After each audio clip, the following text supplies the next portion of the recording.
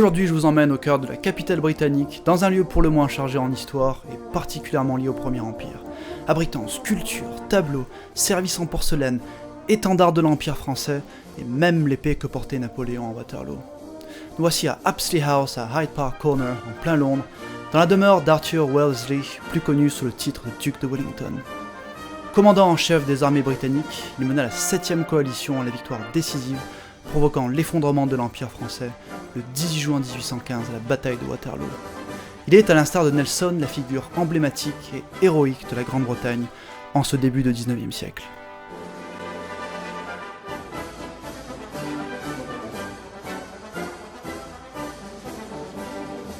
Apsley House est une maison d'architecture géorgienne qui fut érigée entre 1771 et 1778 par l'architecte Robert Adam afin d'accueillir le Lord High Chancellor Henry Bathurst, qui fut un politicien et avocat particulièrement actif sous George III, devenant plus tard Lord Apsley.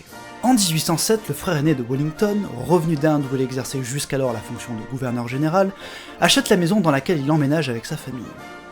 Mais faisant face à des difficultés financières en 1817, il se voit contraint de revendre sa demeure, qui sera finalement rachetée par son frère cadet, lui-même revenu 3 ans auparavant victorieux de la guerre de la péninsule, puis de la bataille de Waterloo, au terme duquel il sera anobli et dont le Parlement britannique mettra à sa disposition une importante somme de 700 000 pounds, destinée à ériger un monument à la mémoire de la grande bataille, ainsi qu'à titre de gratification par la nation reconnaissante. La bâtisse s'ouvre sur 2 halls d'entrée dans un décor rempli de bustes d'empereurs et divinités romaines, statues de bronze et peintures royales.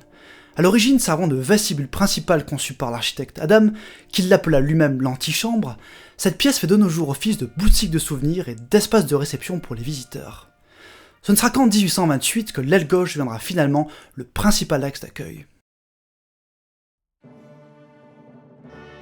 Arthur Wellesley, premier duc de Wellington, est l'une des figures militaires et politiques les plus importantes de l'histoire britannique.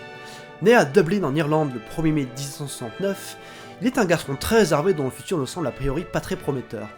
Son père meurt lorsqu'il est encore très jeune et sa mère eut tendance à négliger son éducation. Il échoue à se démarquer lors de ses études à Eton, l'une des écoles les plus prestigieuses d'Angleterre, avant de suivre sa mère à Bruxelles, qui, ne sachant quoi en faire, finira par l'envoyer à l'école militaire d'Angers, où il se distingue par ses qualités de cavalier, se familiarise avec la langue française, apprend les mathématiques, ainsi que les arts de la fortification militaire. De nature introvertie et à l'origine sans réelle ambition militaire, il préfère poursuivre sa passion pour la musique, se faisant ainsi remarquer pour ses talents de violoniste. Mais en 1787, il rejoint finalement l'armée britannique, d'abord en tant qu'officier dans le 73e régiment d'infanterie. Il est ensuite affecté dans divers régiments pour de brèves périodes. Au 76e comme aide de camp de Lord Buckingham, mais transféré aussitôt arrivé au 41e, lui évitant ainsi l'insalubrité des Indes. Il est plus tard affecté au 12e des dragons légers, puis devient capitaine dans le 58e d'infanterie en 1791. L'année suivante, il rejoint cette fois-ci le 18e des dragons légers, et finit au 33e régiment d'infanterie en 1793 en tant que lieutenant-colonel après avoir acheté ce grade, pratique courante dans l'armée britannique. Son baptême du feu et sa première confrontation avec les Français eut lieu dans les Flandres en 1794 sous le commandement du duc de York, lorsque la première coalition est levée contre la France révolutionnaire. Wellesley se fit par la suite remarquer lors de ses campagnes en Inde entre 1797 et 1805, où son frère aîné est lui-même gouverneur général, remportant plusieurs batailles décisives, notamment à Assaye, qui lui permettent ainsi de renforcer sa réputation militaire. Sa carrière militaire atteint son apogée lors de la guerre de la péninsule et se traduit par des brillantes victoires, notamment à la bataille de Salamanque en 1812, où il force les Français à quitter Madrid, ou encore à Vitoria et à San Sébastien en 1813, marquant la fin définitive du contrôle napoléonien en Espagne et concrétise ainsi la libération de la péninsule ibérique.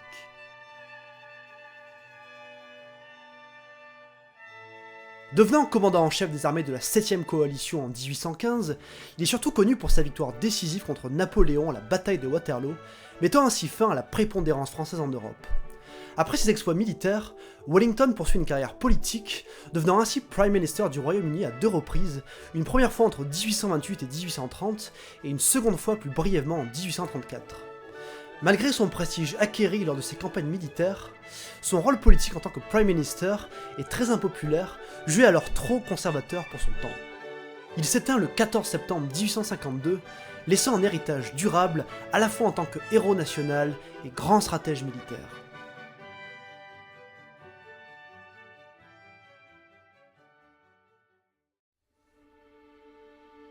Mais dirigeons-nous vers le premier étage.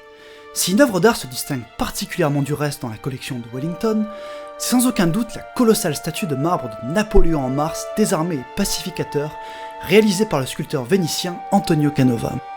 Faite à partir d'un seul bloc de marbre, excepté le bras gauche, elle fut commandée par Bonaparte durant la période du Consulat et terminée à Rome en 1806. Présentée à l'empereur seulement en 1811, il la refusa, la trouvant alors trop athlétique et divinisée à son goût, car en effet à cette époque, Napoléon entend plus que jamais arriver à une paix durable avec les monarchies européennes et désire ainsi donner l'image de bâtisseur législateur plutôt que dieu de la guerre.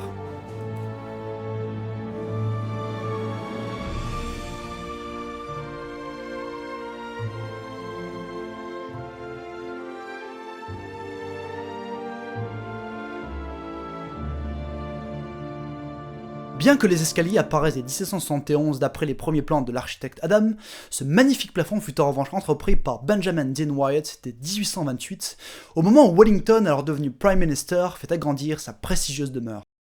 Sur le palais du premier étage qui surplombe la statue de Canova, y ont été installés plusieurs portraits, dont celui de George III, Charles X en grande tenue de sacre peint par Gérard, ainsi que Napoléon lui-même en 1812, alors au sommet de sa gloire, peint par Robert Lefebvre. A ce sujet, plusieurs portraits du même peintre se retrouvent dans différentes pièces de la maison. On compte ainsi celui de Pauline, princesse borghèse, plus jeune sœur de Napoléon, Joseph Bonaparte, roi d'Espagne, ou encore l'impératrice Joséphine, aux côtés de celui de Napoléon en uniforme bleu de colonel des grenadiers à pied. Mais ce qui aura particulièrement retenu mon attention ici, c'est également cette grande peinture des cuirassiers chargeant sur les Highlanders formés en carré, réalisée par le français Félix Philippotto en 1874. Bien qu'il soit difficile d'établir avec exactitude quels étaient les régiments ici représentés et à quel moment précis au cours de la journée du 18 juin 1815 ces deux corps se seraient alors entrechoqués, le peintre a sans doute voulu recréer l'une des grandes charges de cavalerie menées aux alentours de 16h par le maréchal Ney, venant se heurter aux troupes anglo-alliées ici formées en carré d'infanterie et leur permettant de la sorte d'amoindrir le choc des chevaux et des cuirasses françaises. Reconnaissables de par leurs kilts écossais, ces troupes ont vraisemblablement pu être associées au 42e régiment des Highlanders, aussi appelé la Black Watch.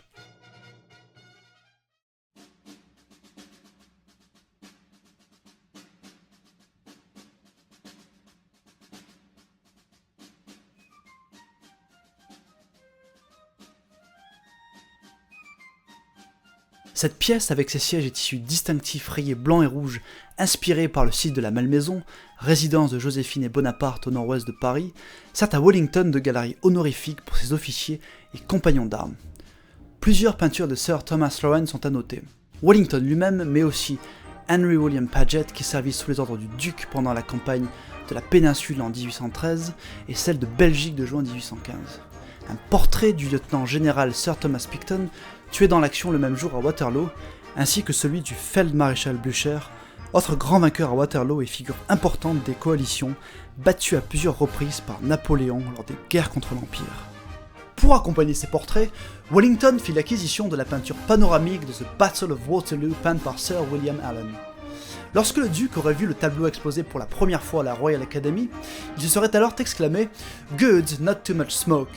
Il faut savoir qu'à cette époque, les techniques de guerre évoluent de plus en plus vers l'utilisation poussée des grandes batteries, qui en addition aux dizaines, voire parfois aux centaines de milliers de fusils à poudre noire, dégagent d'importantes fumées créant un brouillard où on n'y voit pas 2 mètres sur le champ de bataille. Le tableau montre la bataille du point de vue des impériaux aux alentours de 19h30.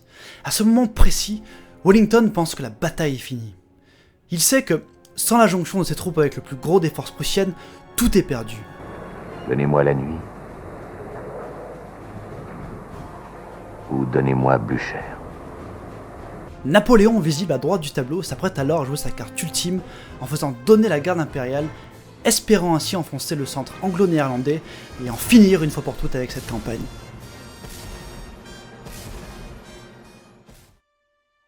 Mais plusieurs de ces corps coalisés qui n'ont pas encore combattu tiennent farouchement le choc et repoussent les soldats d'élite français en les prenant partir en enfilade.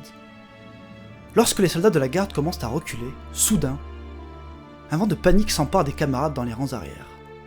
Personne ne croyait que la garde impériale pouvait un jour reculer, et pourtant, la débâcle est totale. Wellington admit cependant « I never took so much trouble about any battle and never was so near being beat ».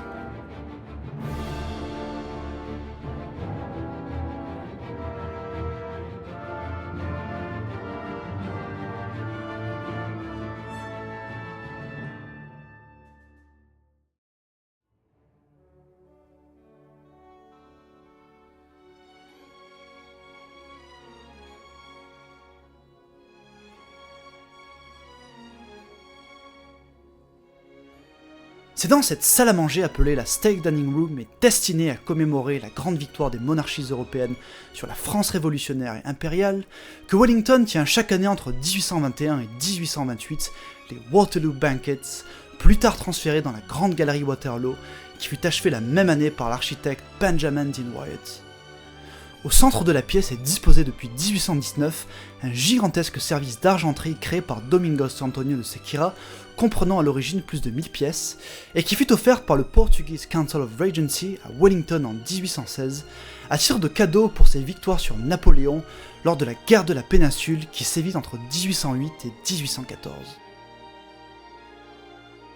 Ici, chaque grand monarque européen y trouve sa place.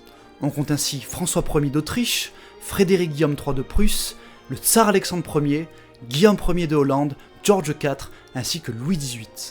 Faisant ainsi, Wellington montre désormais son rang social très élevé de quasi égal aux souverains européens de son temps.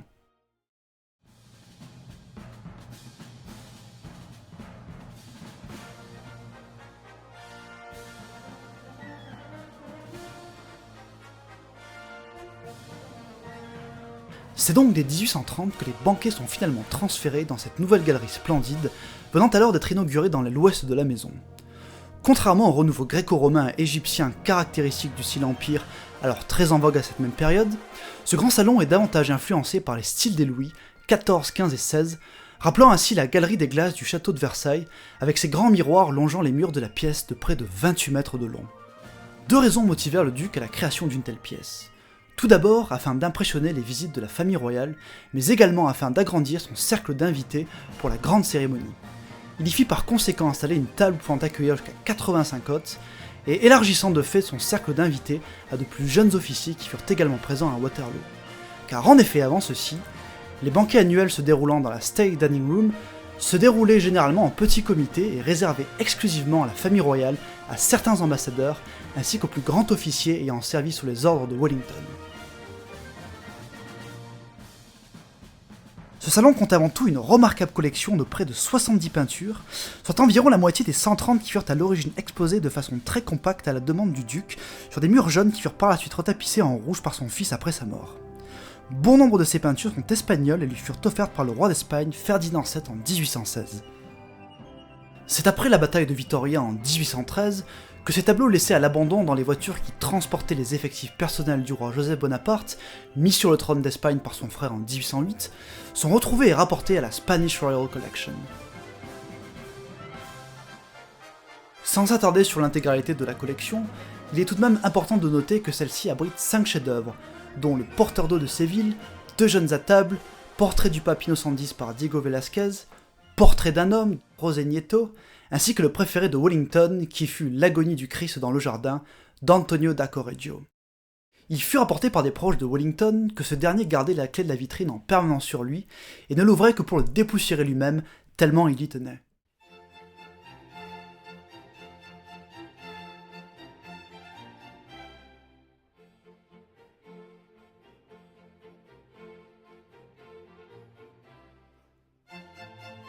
Ces deux pièces, parallèles à la grande galerie, servaient du temps de Wellington de salon où pouvaient venir se relaxer les hôtes après les grandes réceptions.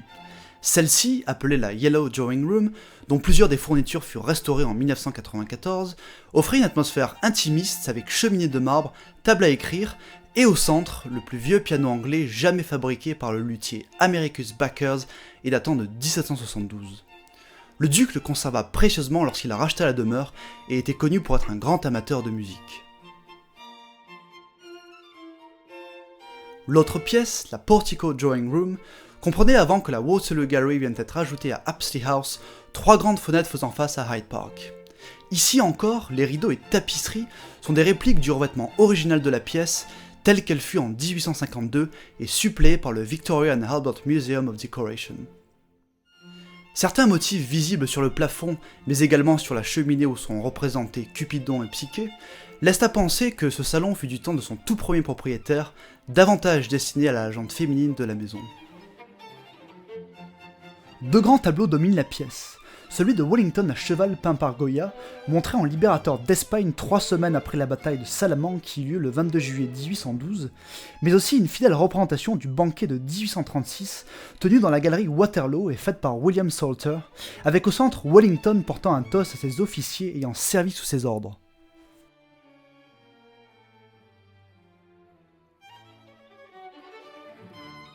Enfin, la Piccadilly Drawing Room servait de salle de réception et permettait d'accueillir des récitals, comme celui où vint se produire le compositeur et violoniste italien Paganini, accompagné de Rossini et Madame Pastal le 24 juin 1824.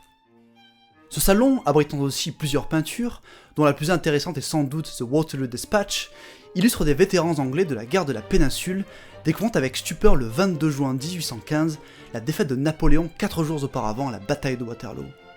Ce tableau, peint par David Wilkie, fut la commande la plus onéreuse de la collection de Wellington. Enfin, au-dessus de la cheminée, orne sans aucun doute le portrait le plus célèbre de Wellington, peint par Sir Thomas Lawrence.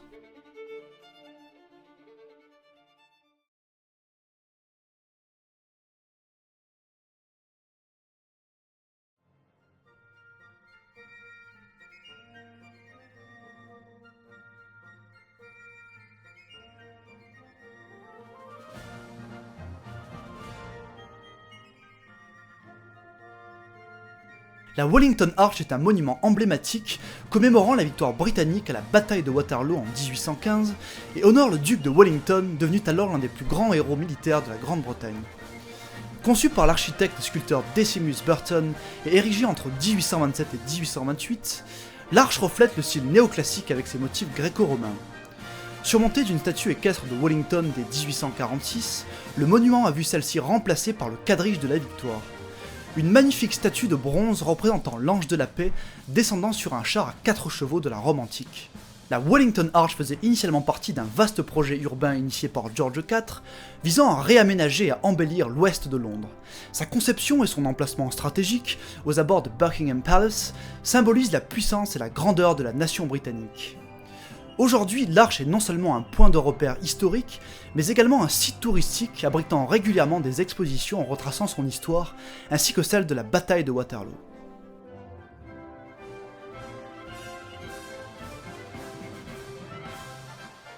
Bien que Decimus Burton fût à l'origine désigné pour ériger cet imposant monument, ses travaux ne purent aboutir complètement, la trésorerie de la couronne préférant ainsi rediriger la majeure partie de ses fonds dans la restauration de Buckingham Palace au même moment, et laissant par conséquent l'arche sans aucune figure à son sommet, et ce jusqu'en 1846, soit près de 20 ans après le commencement des travaux. Une colossale statue équestre de Wellington de 40 tonnes vit finalement le jour cette même année, grâce au talent du peintre et sculpteur Matthew Coates Wyatt, jeune frère de l'architecte Benjamin Dean Wyatt, précédemment impliqué dans la restauration d'Apsley House dès 1828. Mais aussi bien le peuple comme la plupart des aristocrates britanniques accueillirent cette œuvre nouvelle avec peu d'engouement, suscitant bien des moqueries et indignations de par sa taille, jugée trop grande et disproportionnée par rapport au reste de l'arche. À partir des années 1870, le trafic est en expansion à Hyde Park Corner, dû à l'industrialisation alors en plein essor. Il faut tracer de nouvelles routes afin de fluidifier le trafic, et le gouvernement décide finalement d'un plan de relocalisation de l'arche à une centaine de mètres plus à l'ouest, procédant ainsi à son démantèlement progressif dès février 1883, où sa nouvelle et présente position demeure depuis 1885. Profitant de l'occasion, certains hauts placés dont le président des académiciens de la Royal Academy firent pression et proposèrent de fondre la statue équestre afin d'en recréer une nouvelle. Une proposition rejetée qui conduira finalement à son transfert vers Garrison Church, où on peut aujourd'hui l'observer dans la ville d'Aldershot. Parallèlement, une deuxième statue équestre réalisée par le sculpteur autrichien Joseph Baum vit le jour en 1888 et placée à l'endroit où se trouvait la première arche, faisant ainsi face à Apsley House.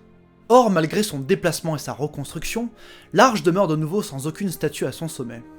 En 1891, un certain Adrian Jones, capitaine vétérinaire dans l'armée britannique, expose une très belle maquette de plâtre à la Royal Academy s'intitulant Triumph.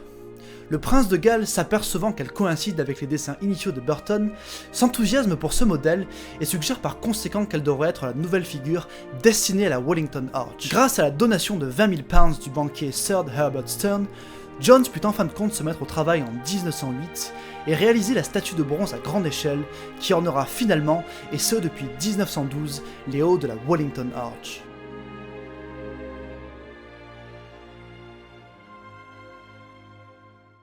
Après Waterloo, Wellington fut hautement récompensé par les couronnes d'Europe, reconnaissantes pour ses exploits militaires et d'avoir ainsi sauvé leur trône de l'usurpateur, du fils de la Révolution, de l'ogre sanguinaire. À Apsley House, le duc créa une salle de musée au niveau du hall d'entrée, lui permettant d'exposer fièrement sa collection pour les éventuels visiteurs. Au centre, la gigantesque maquette de quasi 7 mètres de long, représentant les temples d'Hathor, de Karnak et de Philae, accompagne le service égyptien qui fut à l'origine commandé par Napoléon à Jean-Charles Nicolas Brachard de la Manufacture de Sèvres en 1809, à l'occasion de son divorce avec l'impératrice Joséphine, qui lui refusa malgré tout le cadeau lorsqu'elle le vit 3 ans plus tard. Louis XVIII vint finalement présenter le service à Wellington en 1818. On y trouve d'ailleurs une lettre du nouveau roi de France témoignant de sa sympathie envers le commandant en chef des armées britanniques. Mais comment ne pas parler également du magnifique bouclier de Waterloo, inspiré par celui d'Achille tel décrit dans l'Iliade. Une pièce d'une incroyable précision représentant Wellington au centre avec ses 10 batailles majeures de la campagne d'Espagne et du Portugal, offerte par les marchands et banquiers de la City de Londres en 1822, reconnaissant d'avoir enfin pu retrouver une période de prospérité économique depuis la levée du blocus continental imposé par l'Empire français entre 1806 et 1814. Plusieurs bâtons de maréchaux sont ici exposés, ainsi qu'une collection de 13 épées faites d'or et d'argent ayant appartenu à Wellington ou à ses adversaires. La plus marquante étant naturellement celle que portait Napoléon à Waterloo.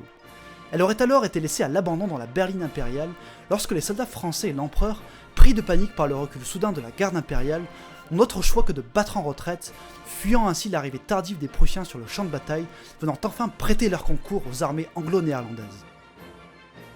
Enfin, ce qui frappe tout le temps dans cette pièce, ce sont ces tricolores ornés de leurs ailes impériales.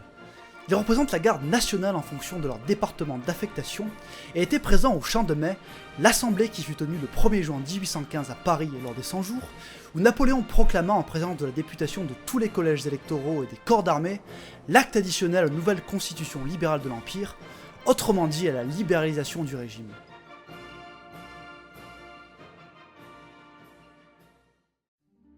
Les deux hommes auront laissé des marques indélébiles dans l'histoire militaire, et leur rivalité continue de fasciner les historiens et passionnés d'histoire. Bien que Wellington et Napoléon ne soient jamais fait face directement, ils furent tous les deux présents sur le champ de bataille à Waterloo. Si le commandant en chef britannique a souvent explicitement témoigné de son admiration pour le petit caporal, il n'en a jamais vraiment été de même pour Napoléon. Wellington était un stratège pragmatique qui reconnaissait les compétences de ses adversaires.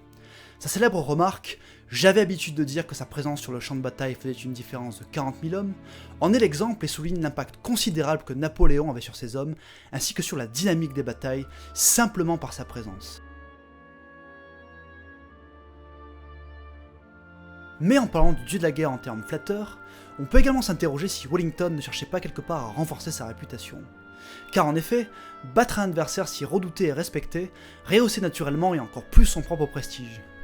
Par ailleurs, collectionner des reliques françaises et napoléoniennes peut être une façon de rendre hommage à un adversaire qu'il considérait comme l'un des plus grands chefs militaires de l'histoire. Elles peuvent sans aucun doute être vues comme des trophées de guerre, bien que la plupart lui furent offertes par les pays alliés de l'Angleterre. Paradoxalement, le duc a sans doute pu trouver une certaine ironie à posséder ces objets associés à Napoléon, et peut être une manière de symboliser sa domination sur son ancien ennemi.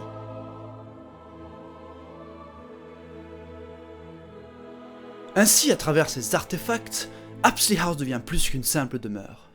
Elle incarne le duel silencieux entre deux géants de l'histoire, un lieu où victoire et admiration se mêlent, où le passé continue de résonner. C'est cette complexité, cette dualité qui fait d'Apsley House un témoignage unique, des liens entre deux destins exceptionnels et entre deux nations immenses, marquées par une longue rivalité pour l'hégémonie sur le monde, et dont des siècles de lutte prirent finalement fin sur les plaines de Wallonie le 18 juin 1815.